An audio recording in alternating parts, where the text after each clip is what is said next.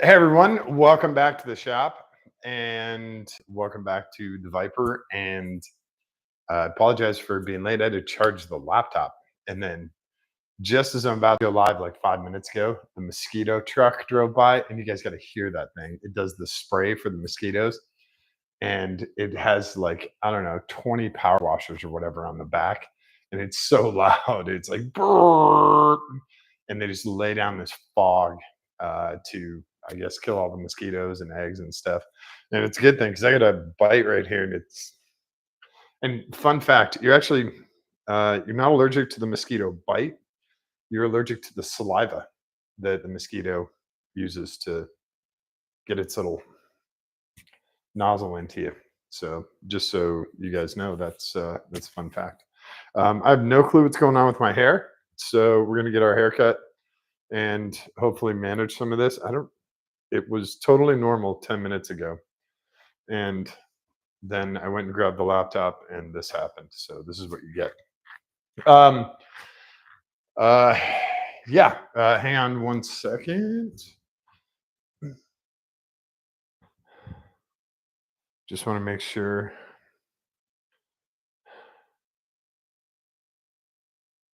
Hang on one second.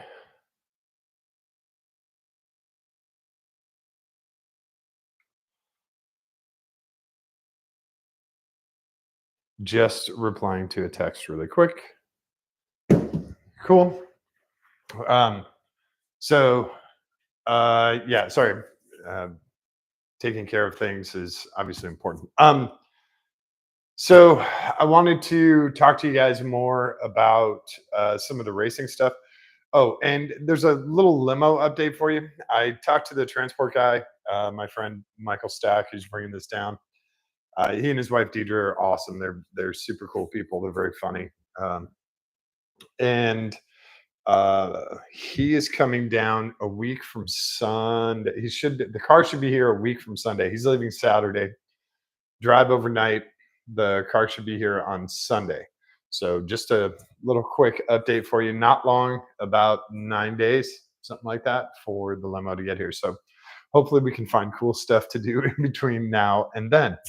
Um, and we do have other stuff that we're going to be doing here in the shop, but I just wanted you guys to be up to speed on that. uh and I was gonna wipe the Viper down and put the cover back on because it's not going to be taking it anywhere for probably a week or so figured I'd just put the cover back on. It's the best place to store it, is actually on the car. So hopefully you guys can hang with me for that. I'll bring you a little bit closer so that I'm not so far away when I do this stuff, and try and center the car a little bit. And camera on here is not super awesome. So one that you guys are great, by the way. All the new subscribers, thank you guys. I heard from someone saying, "Hey, we'd like more stories. Can you tell us the one about VIR?"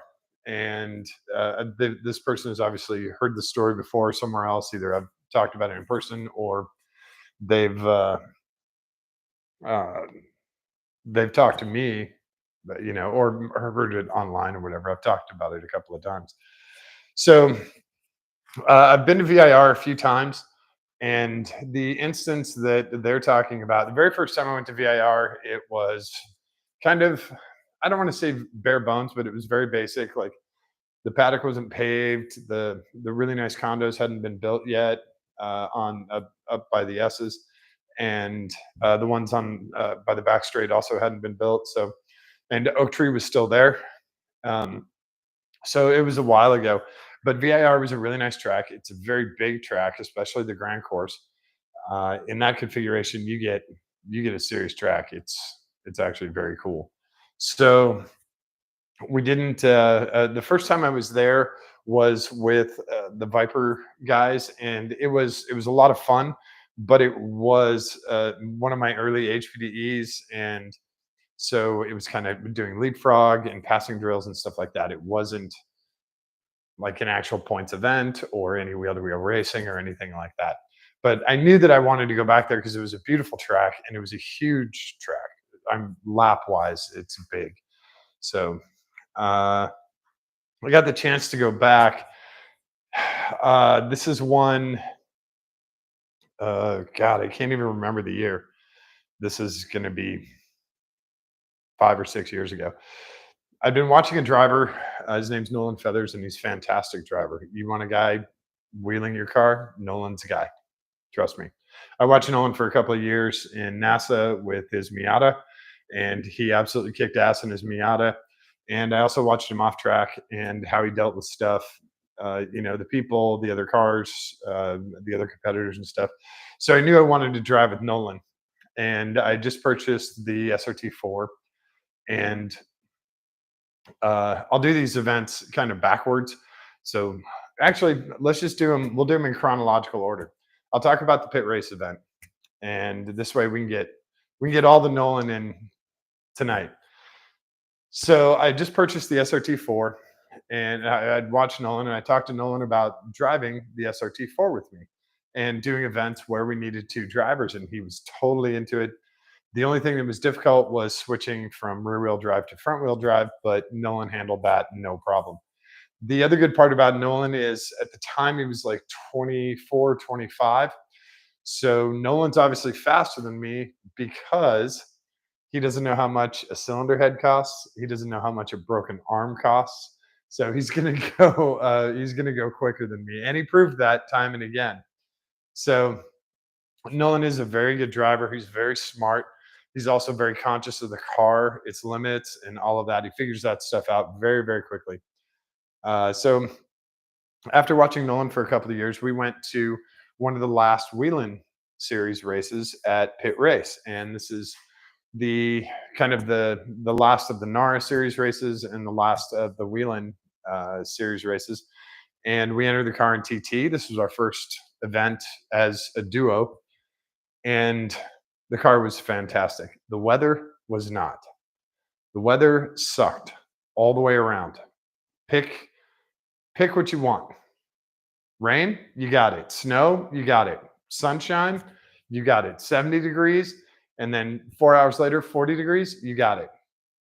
So we had just bizarro weather, and that's typical for pit race, especially in the spring. And this was early in the spring. Or no, I apologize. This was in the fall. The other one was in the spring. This was October, so also very normal for pit race.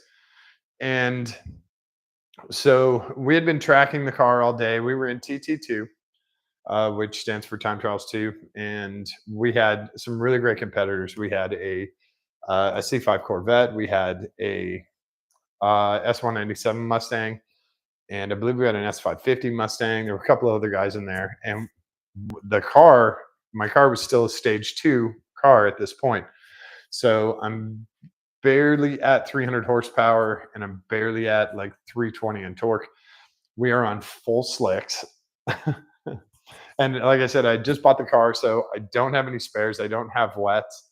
Um, and obviously, I haven't upgraded the car to stage 3. So we're trying to hang in there, and we're trying to do, the best we can with what we've got against cars that have spares and have a lot more horsepower. The Corvettes, the C5s have another 150 horsepower on us.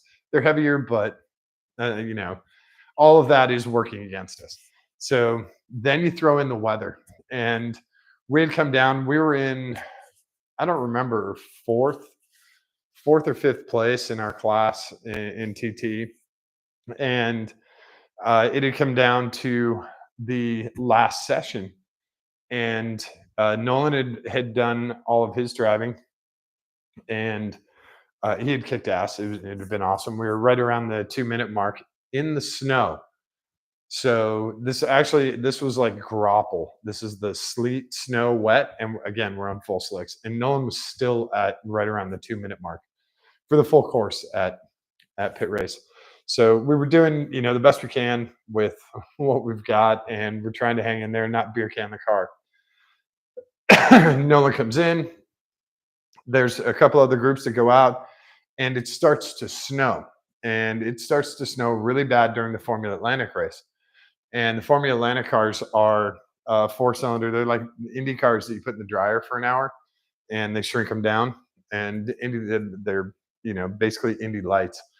And these guys were out there, and there was brand new sod because the south track was brand new. There's brand new sod along the south track, and when we were racing, we would see like the sod rolled up where the Formula Atlantic car had gone off track and just brought the sod with it and just rolled it right back up like a cinnamon roll. So we're watching all of these cars come back in, and with Formula Atlantic, they grab the car by the roll bar right up here, and they'll just pick it up and then like put it on a flatbed, or they'll just carry it in like that, depending on where it's at on the track. So we're watching all these cars get hooked back in and flatbedded back in, and we're like, okay, well, it's snowing, and it's not like a few flakes of snow. Like the grass is white, and the whole track is wet, and it is definitely cold out. We're like, all right, it's going to get cold. And the race director was Terry Airwood, and Terry was my very first race instructor, and Terry's from Florida. I know he hates this weather. And I tell Nolan, I go, Terry's going to totally call this. And so let's just, check our times and see where we're going to end up.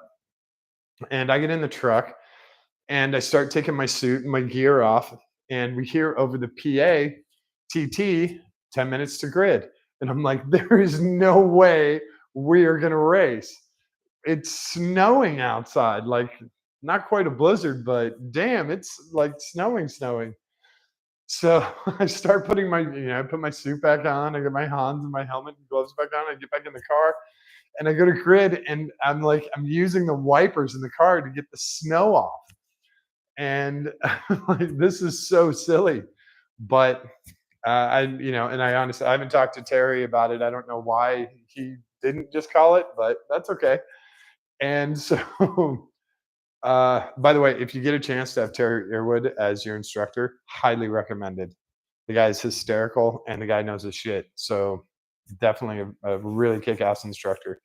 I don't know if he does much of it anymore, but definitely worth looking up. So, uh, so the guys on grid tell us, all right, let's go out, and we go out, and the whole track is it's on the verge of ice, and we're on full slicks, and I'm I'm understeering through every single turn. So I'm like, all right, well, all I got to do is just not beer can the car, and we'll figure out our times. The other guys, I'm watching their ass end come out on every turn, and everyone's struggling. So we're not alone in this. But they're on rain tires, and we're still on full slicks. That's the one advantage they had. So we're out there. They drop the green flag. We go for it. I'm like, all right, well, I'll just max it out on the straights, and we have really kick-ass brakes on the car, so I'll use the brakes as best as I can, and hopefully not understeer into one of the Armcos or one of the tire walls or anything. And dropping down into Coyote Gulch and pulling second gear and just understeering so far out, like missing the apex by 20 feet and sliding way out over to the side, catching the speed bumps. The car just, it's a rough sound. And then powering up the hill, and then, just trying to get through the S's without like the car understeering, just pushing. Like when I say pushing, I mean you turn the front wheels left and the car just goes straight. Eventually it'll hook up and turn left, but by that point you're way past your turn. So that's what I mean by pushing. The car is just pushing itself straight. So we get down there, finish it off. Thank God we didn't beer can the car. The ass end came out a few times. The front end just was not hooking up. There was no traction. The snow got even worse during the race. It's only a half hour. I think it was a 20-minute or a half hour race. And, I'm doing the best I can. We come back in, load up the car. We go to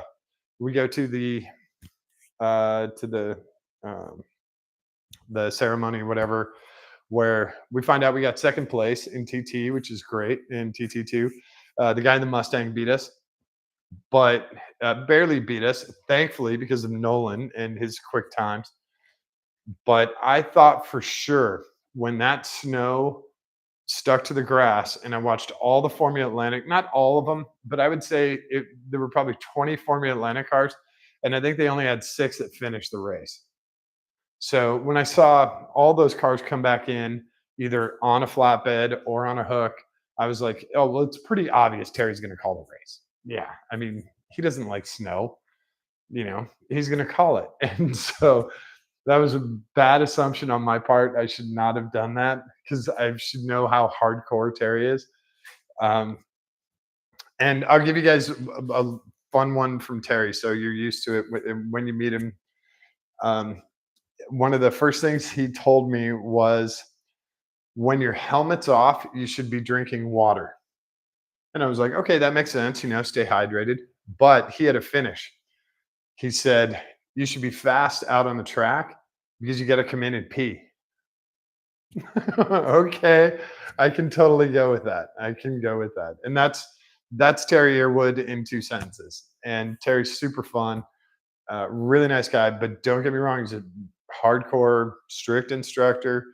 I've seen him tape guys when they cross over. He threatened to duct tape a guy's hands, and he'd have to eat lunch that way. And the guy ate lunch like this because he crossed over on the steering wheel. So your instructor's there to help you, not to hinder you. He wants to make you a better driver and not put your car in the wall or into another car. So that was a fun one, and that was a fun one with Nolan. And Nolan and I were totally surprised when we heard TT to grid in 10 minutes. We're both kind of looked at each other like, "Are you kidding? It's snowing. Or, really? We're supposed to do this? Okay, if they want us all to go out there and beer can our cars, sure." So we did. We survived, and it was great. And that was sort of the end of the season. And then the car became the stage 3 car. And when we went to stage 3, we knew we'd be more competitive. And we found we're going to roll into the second story here. While I clean, hang on, like I said, I wanted to clean the Viper, so I'm going to clean off the Viper. Um, Talking to you guys, I totally forgot about it. And I don't want to talk to you guys with my back turned, so that's kind of why I'm doing it. By the way, everything in the shop gets Jack's Wax stuff. I'm pretty sure you guys know that, but Jack's Wax is awesome. So next event, really?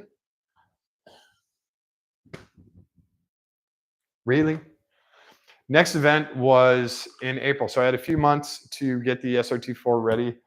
I found a stage 3 kit in Canada, of all places, and got that installed. My buddy Jeff helped me rebuild the engine and install all that. And it's fantastic. Thing runs great.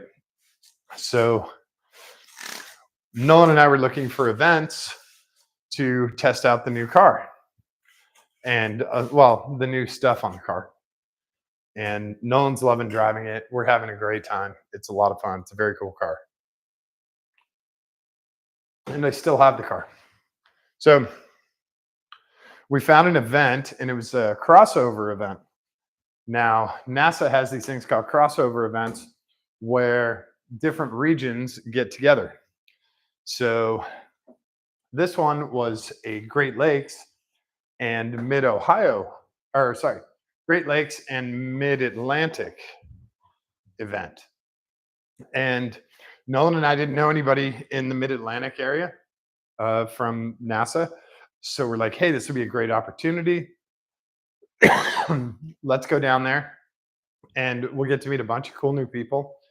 And Nolan had never been at VIR before, and I hadn't been there since the renovations.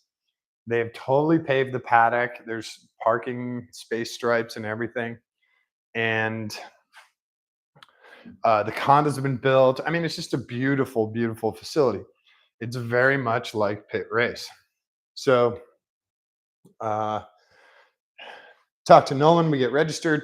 We're going to go race in TT again because this car is awesome in TT.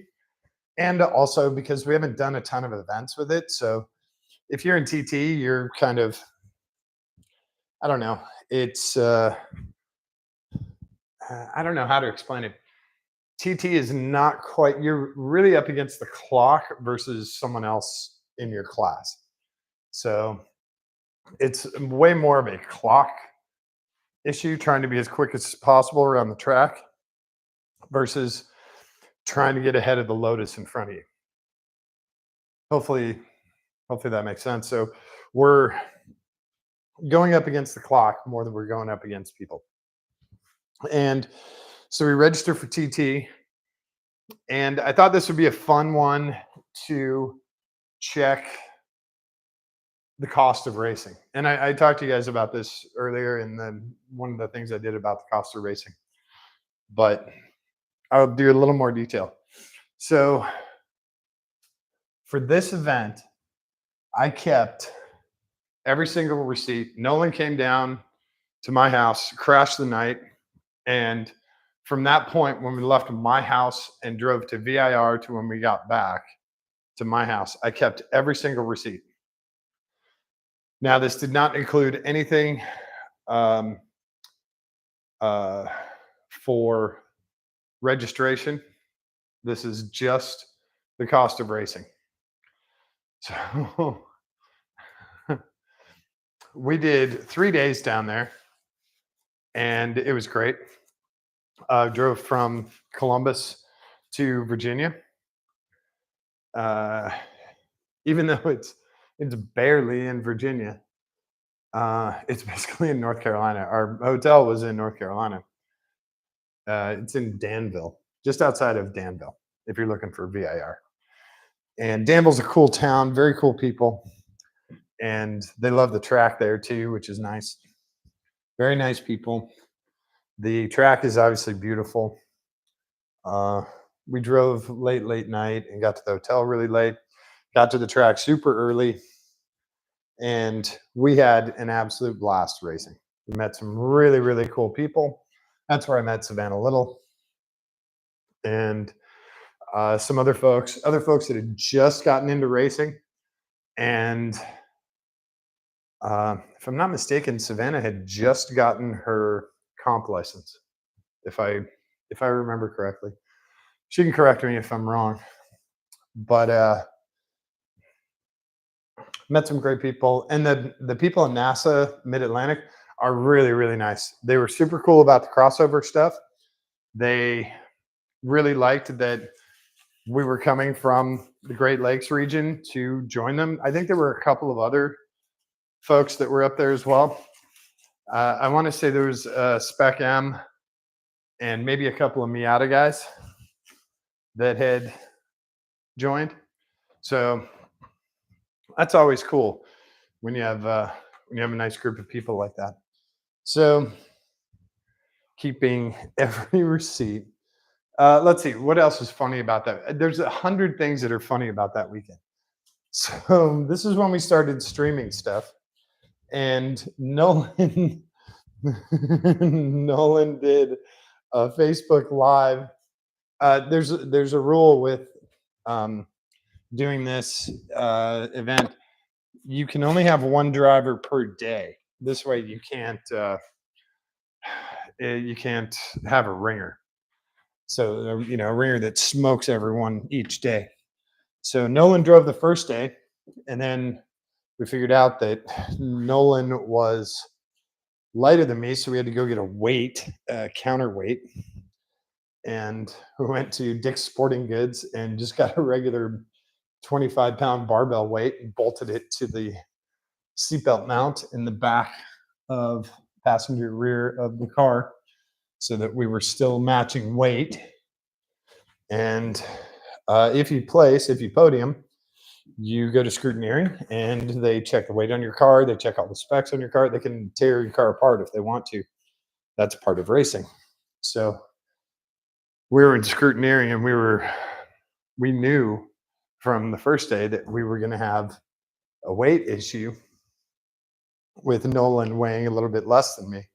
So that's why we took care of that night. But Nolan drove that first day, and he decided to do a Facebook Live from inside the car, and it was awesome. It was really fun. Turn one, he comes through. You come down the front straight, and you're about 125, 130 miles an hour down the front straight. You have a hard 90-degree right. It's actually probably about 110-degree right. And Nolan comes screaming down the front straight. And the SRT4 has great brakes, but there's a limit. and he skids off the track and he goes into the grass. And thankfully, there's a huge run out pretty much all over VIR.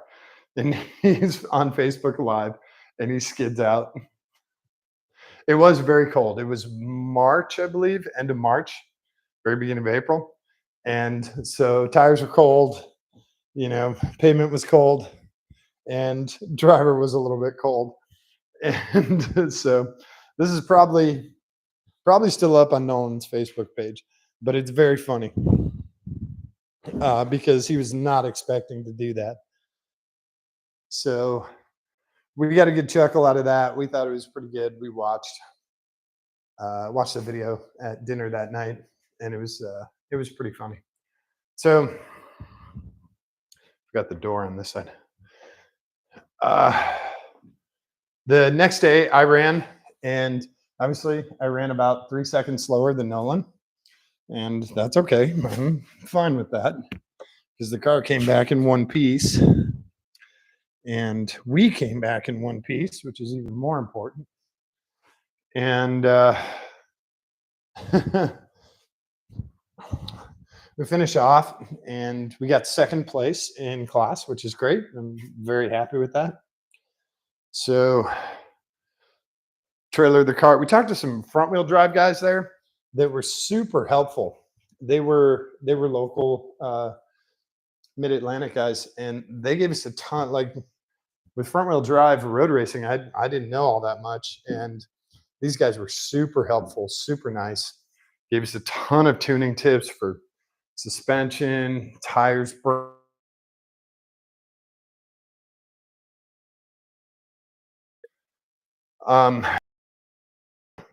We finished off the.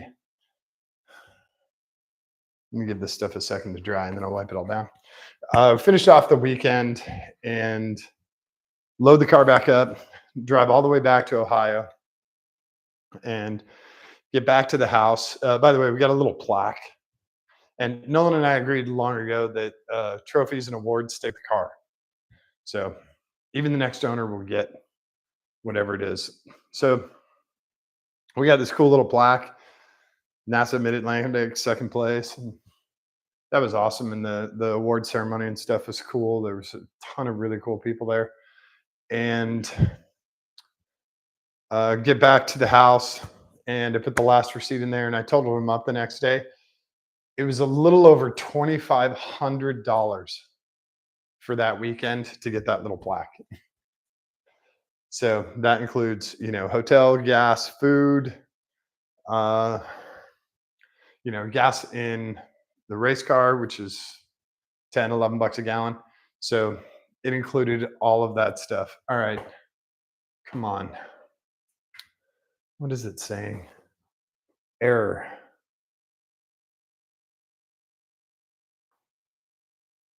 More than one. Hang on.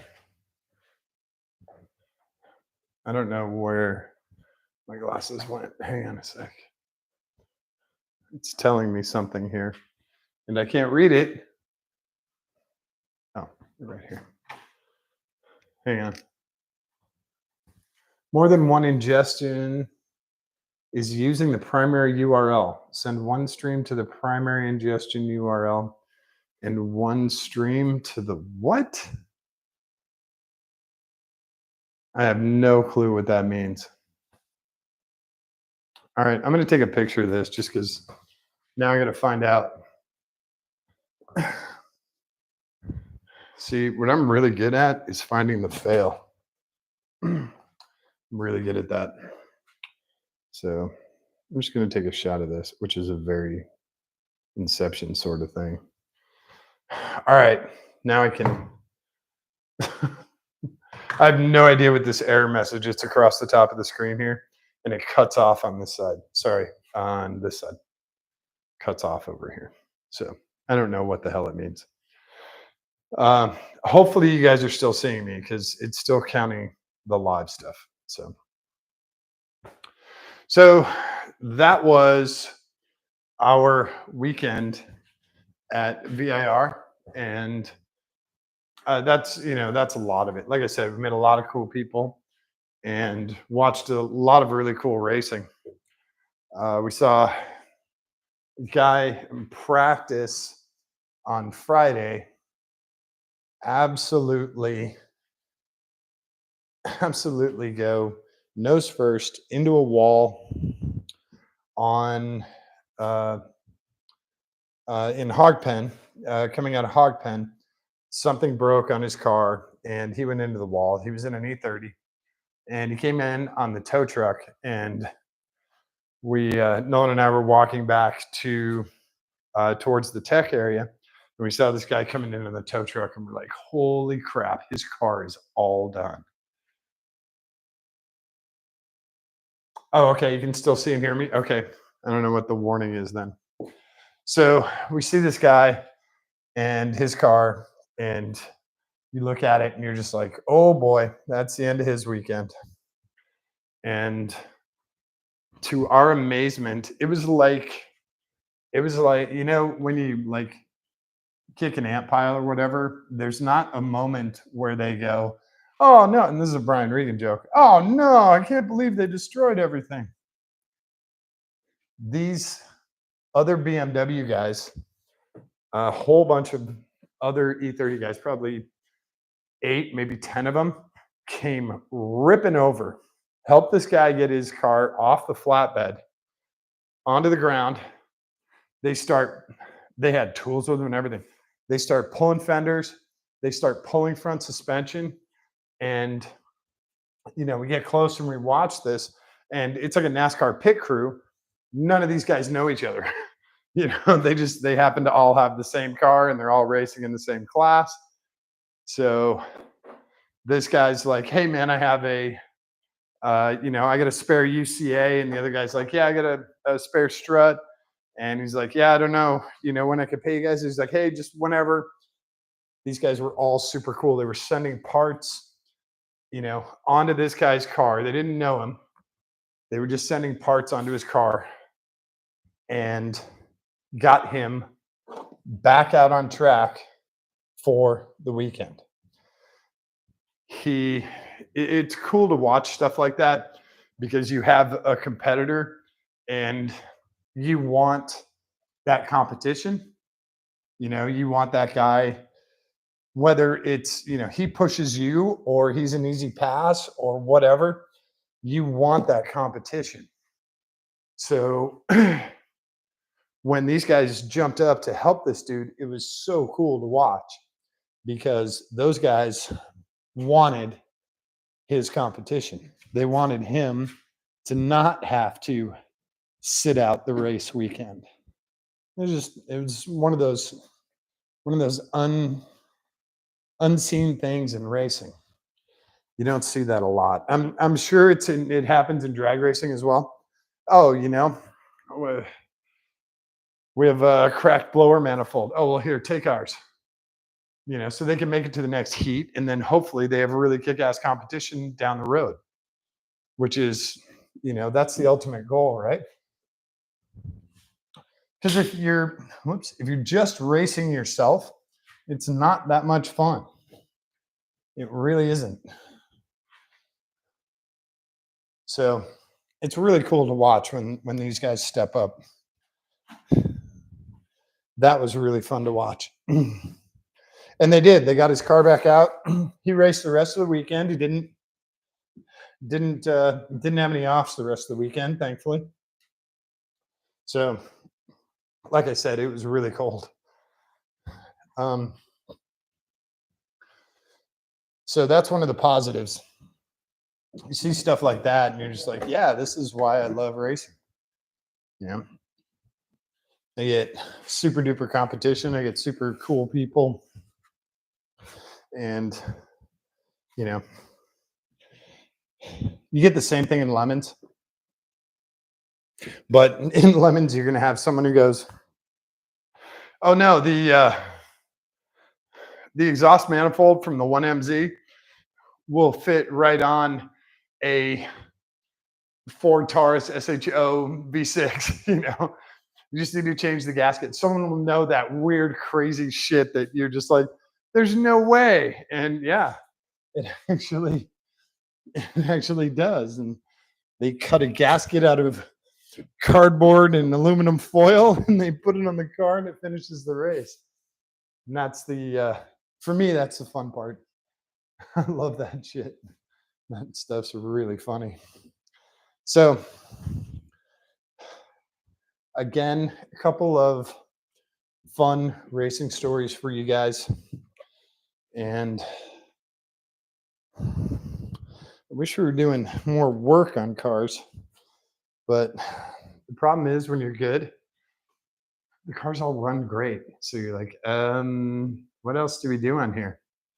So I can clean it, that's for sure.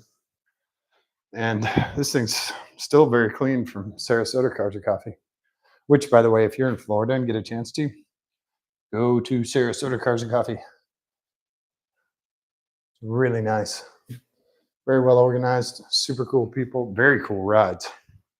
So let's I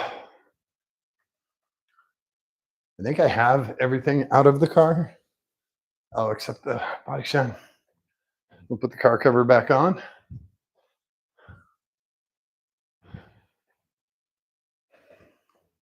I'm sweating a little bit. Crazy.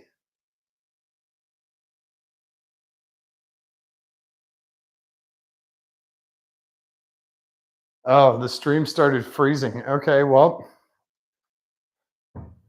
I do not know why that is. Everything here is set. Everything here is tested and approved. Sorry if I'm making noise in the mic.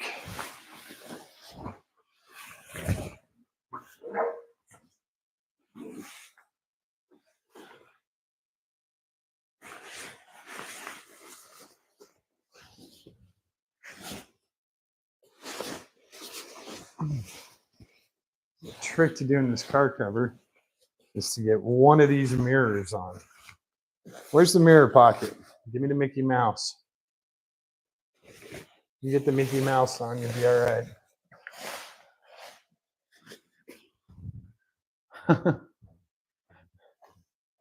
So yeah, racing isn't cheap, but racing is a ton of fun. And there's a lot of guys that are hardcore competitive. Nolan is definitely competitive. Otherwise, I would not have asked him to race with my car. And at the same time, Nolan knows how to have fun, and he's incredibly social. So we don't have that crazy genius awkwardness. It happens to me all the time, right? So, yeah, highly recommended. Highly recommended. Make sure this is kind of level and kind of straight. Sort of. Straighter-ish. Straightish. Yeah. So these car covers are made for the Aero Coupes, and then there's a little extension. You can see the 4-inch extension here for the ACRs.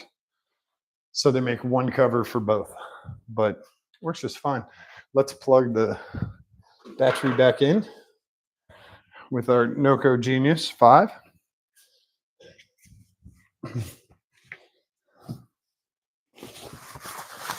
Pull this up for a second. Just lifting the skirt for a second. Feel around under here. Of course, the first one we find is the SAE.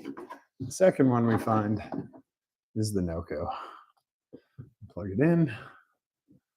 It's nice to be able to do this totally blind. And he's plugged in.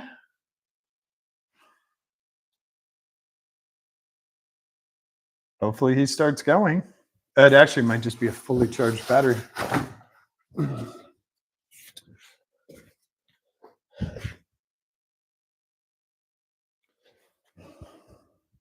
Maybe. Let's unplug him. And then plug him back in. There he goes. And let's see what he does.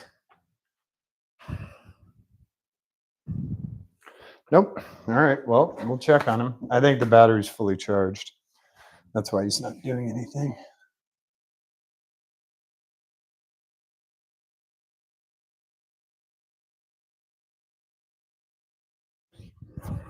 Maybe.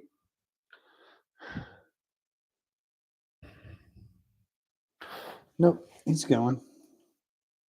Whoops. All right. See what happens. We'll check him in the morning. So there's a couple of fun ones with Nolan at Pit Race and VIR. By the way, this stuff is still incredibly hard to find here.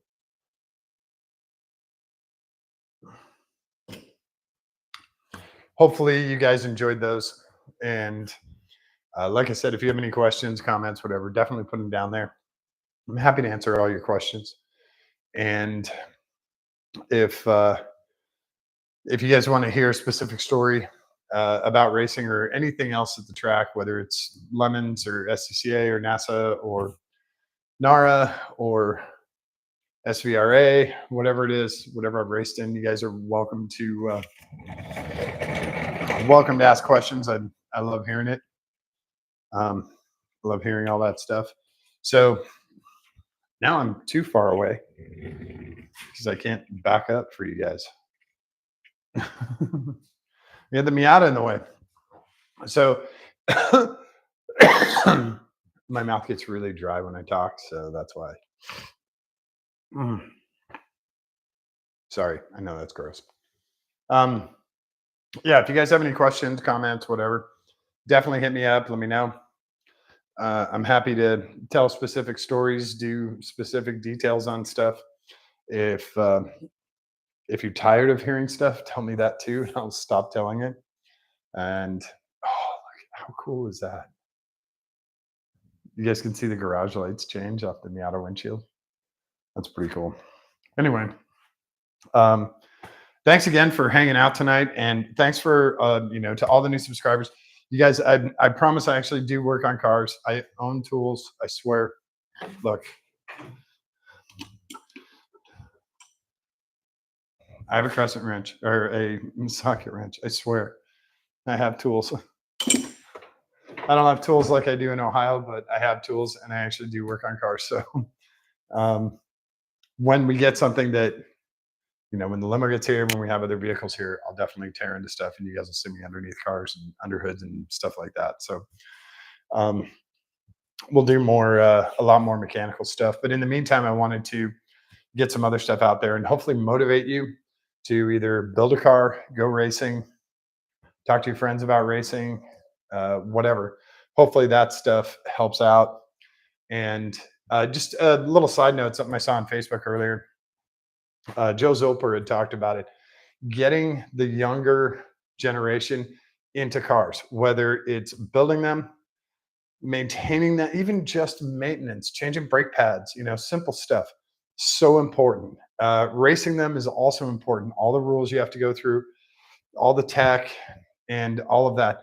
All of that is really important. It's all those steps from I have this crazy idea to go racing to checkered flag or finish line, whatever you want to do, whatever form of racing you want. That little section from green flag or green light to finish line or whatever, that's a very small portion compared to everything that's before that. And getting the youth of America and the youth of the world involved in that big section. So it's very easy to put tits and ass in, front of a car and call it a build. It's stupid easy. And you'll get a kabillion followers for that too. What you don't see is all the other stuff. The guys powder coating, brake rotors and cleaning threads out. And, the guy driving all over town trying to find, the shop that can mount his race tires, things like that. You don't see. You're not going to see it on any show. You're not going to see it on any YouTube channel. You probably see it here, but that's just because I do weird, crazy stuff. So we need people like that for that huge section to definitely get into it because that drives everyone else. And then the, you know, tits and ass holding up a, you know, air freshener, they can get their followers. But we've got a kabillion followers on the back end here who know that, we know how to put a Chevy small block together. We know how to, uh, replace head gaskets on a EJ25. Not that we want to, but that we have to. So finding those people is way, way, way important because without them, then this polished, shiny product that most of us see doesn't exist. So got to remember that stuff. There are a rare few out there, but those unicorns are not easy to find. So um, definitely get the youth involved. I don't know what age to start at. 5. I saw a guy. I don't know if he's on TikTok or whatever, but I've seen his reels on Instagram, and it's him rebuilding an engine with his 2 daughters, and I'm gonna guess that they're between 7 and 8, but they're doing everything. They're literally pulling the camshaft out, pulling the, mains apart, replacing bearings, lubing them up. They're doing everything. He's holding the camera. They're, you know, uh, uh, doing the valve spring stuff that takes his strength, like the torque. He obviously does, but they're holding onto the wrench so they can feel that click, and that's important. When they get the strength to do it, eventually, they'll be jamming that out, no problem. And this guy does a great job, and he's done it in little sections, showing the his daughters build this engine, and it's very, very cool, very cool. I love seeing that. um, there are a few channels out there that do support the youth and bringing them up, and also the women in motorsport. Not the ones holding the air freshener in a bikini, but the ones that are flipping up their welding mask and saying, "I just finished TIG welding this control arm for this drift car." Those are what we want to see. We want to see, kids in shop classes and kids in college who, engineering, stuff like that, where you're doing hands-on stuff. The math is great and having the degree is cool, but being able to actually physically do it. And then when you put it all together, go and race it. Go run it down the drag strip, go road course it, go, trophy truck it. And, if you got 38 inches of travel, let's see it, you know, show me the money. So that's the really cool part. I love that when the guys, and girls push everything to get it to that green flag or that start line, and then from there on out, everything's a win. Once you get past the start line, it's all gravy. So we'll talk a little bit more about that tomorrow night. I'll get more into what Joe was talking about earlier, and how important it is to keep this going, because if we don't, it's going to die off very quickly. And then all you're going to have are guys with suitcases full of money walking into shops, and you never know how it happened. Just this beautiful SEMA build happened. You don't know, how did they do the suspension? How did they plumb those fuel lines? You don't know that stuff. And the guys who were doing it old school, they're, this is just nature, but they're dying off. So it makes it harder to pass along that knowledge. And slowly it's going to get chiseled away, where there's only going to be 1 or 2 people left who know how to do this and can show people how to do it. That's going to be the hard part. So hopefully, guys like Joe and the people that he hangs out with and recommends, those folks are showing it. They're getting kids there. He had something, I don't remember what he said today. He gave away free tickets to the Builders Brawl to schools that requested them. So I think he had, I don't know, 200 or 300 tickets that he gave away to Builders Brawl to, middle school and high school kids. That's fantastic. He said there was 80 something at one school. I mean, that's awesome. Now these kids get like full access, and they can go neck deep in pro street cars, Pro Mods, Pro Street Cars, Funny Cars, all the stuff that comes to Builders Brawl. They get to go in there and they get to put their meaty little fingers on it, and that will suck them in. It's what it takes. So hopefully that continues, and I'll do some of that. Uh, I'll talk about some of that tomorrow night. I've got some notes that I put together from Joe's video, just some notes I took. So should be kind of educational, sort of fun. You guys can laugh at me a little bit, and that's fine. I love it. So thank you guys very much for hanging out tonight, and thanks to all the new subscribers. You guys are awesome. Don't forget to go check out Ryan Cheek Racing. You guys saw the shirt last time. It's now in the laundry because I got it all sweaty. But go check out. She's got a bunch of merch, and it's really nice stuff. Definitely go check it out.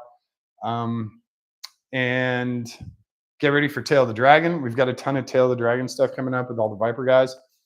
That's in 2 weeks. And like I said, the limo will be here a week from Sunday. So if I can, I'll go live when the limo shows up. Hopefully you guys would like that. It's going to be ridiculous. It's going to be so silly. So silly. I love it. Absolutely love it.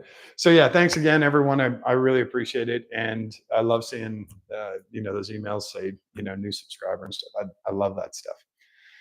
You guys are fantastic. Because again, I don't get paid for any of this. I'm doing this because I love educating people. I love racing. I love my cars. I love my motorcycles and my trucks. So I love you guys come out and do the cool shit that I do. And yeah, that's it for tonight. Don't forget to show someone that you love them today. Give me a kiss on the cheek. Give them a kiss on the tip of their nose. Hold their hand. Give it a squeeze. It's really important for them, but it is far more important for you. And it is far more important for me to fix this hair. What the heck? What? Oh, that's better. Oh, yeah. Oh, this is how you get followers. Maybe I should model like an air freshener or something, right? Yeah. New driver's license picture.